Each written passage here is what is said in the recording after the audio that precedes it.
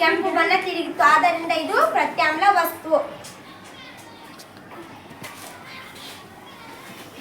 ಅದೇ ರೀತಿ ಮತ್ತೊಂದು ಅರಿಶಿನ ಪೇಪರನ್ನು ಸುಣ್ಣದ ನೀರಿನಲ್ಲಿ ಹಾಕಿದಾಗ ಕೆಂಪು ಬಣ್ಣ ತಿರುಗಿತು, ಆದ್ದರಿಂದ ಇದು ಪ್ರತ್ಯಾಮ್ಲ ವಸ್ತು. ಅದೇ ರೀತಿ ಅಡುಗೆ ಸೋಡಾದಲ್ಲಿ ಹಾಕಿದಾಗ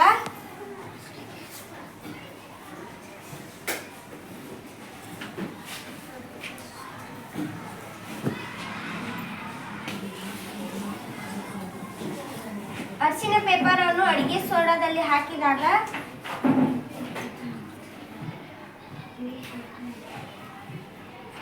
ಕೆಂಪು ಬಣ್ಣಕ್ಕೆ ತಿರುಗಿತ್ತು, ಆದ್ದರಿಂದ ಇದು ಪ್ರತ್ಯಾಮ್ಲ ವಸ್ತು. ಒಂದು ಅರಿಶಿನ ಪೇಪರನ್ನು ತೆಗೆದುಕೊಂಡು ಹುಣಸೆ ರಸದಲ್ಲಿ ಹಾಕಿದಾಗ ಅದು ಯಾವುದೇ ಬಣ್ಣಕ್ಕೆ ತಿರುಗಲಿಲ್ಲ, ಆದ್ದರಿಂದ ಇದು ಆಮ್ಲವಾಗಿದೆ. ಒಂದು ಅರಿಶಿನ ಪೇಪರನ್ನು ತೆಗೆದುಕೊಳ್ಳೋಣ, ಇದನ್ನು ನಿಂಬೆ ರಸದಲ್ಲಿ ಅದ್ದೋಣ, ಆಗ ಇದು ಯಾವುದೇ ಬಣ್ಣಕ್ಕೆ ತಿರುಗೋದಿಲ್ಲ, ಇದರಿಂದ ಇದನ್ನು ಆಮ್ಲ ಎನ್ನುತ್ತಾರೆ. ಒಂದು ಅರಿಶಿನ ಪೇಪರನ್ನು ತೆಗೆದುಕೊಂಡು ನೆಲ್ಲಿಕಾಯಿ ರಸದಲ್ಲಿ ಹಾಕಿದಾಗ ಅದು ಯಾವುದೇ ಬಣ್ಣ ತಿರುಗಲಿಲ್ಲ, ಆದ್ದರಿಂದ ಇದನ್ನು ಆಮ್ಲ ಎಂದು ಕರೆಯುತ್ತಾರೆ. ಒಂದು ನೀಲಿ ಲಿಟ್ಮಸ್ ಪೇಪರನ್ನು ತೆಗೆದುಕೊಂಡು ನಿಂಬೆ ರಸದಲ್ಲಿ ಎದ್ದಿದಾಗ